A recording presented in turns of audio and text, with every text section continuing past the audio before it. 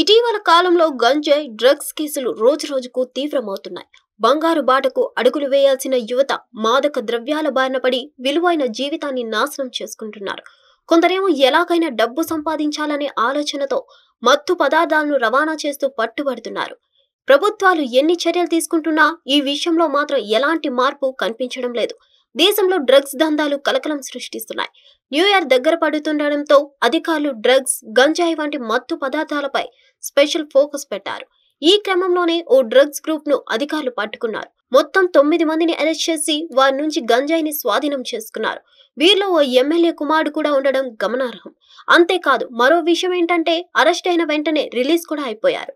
గంజాయి కేసులో కేరళలోని కయంకులం సిపిఐ ఎమ్మెల్యే యు ప్రతిభ కుమారుడితో పాటు 9 మందిని అరెస్ట్ చేసినట్లు ఎక్సైజ్ శాఖ తెలిపింది.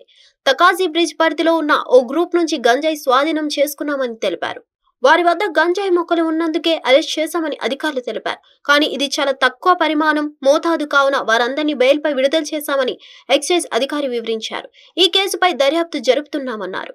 ఎమ్మెల్యే ప్రతిభ సోషల్ మీడియాలో వచ్చిన ఆరోపణలు పూర్తిగా ఖండించారు. ఈ వార్త తెలిసినప్పటి నుంచి తనకు చాలా ఫోన్ కాల్స్ వస్తున్నాయన్నారు. ఎక్సైజ్ అధికారులు నా కొడుకు, అతని స్నేహితులను మాత్రమే ప్రశ్నించారు. మీడియా నన్ను అకారణంగా టార్గెట్ చేస్తుంది. ఈ వార్త నిజమైతే నేను క్షమాపణలు చెప్తాను, లేదంటే నాకు మీడియా బహిరంగంగా క్షమాపణ చెప్పాలని ఎమ్మెల్యే డిమాండ్ చేశారు.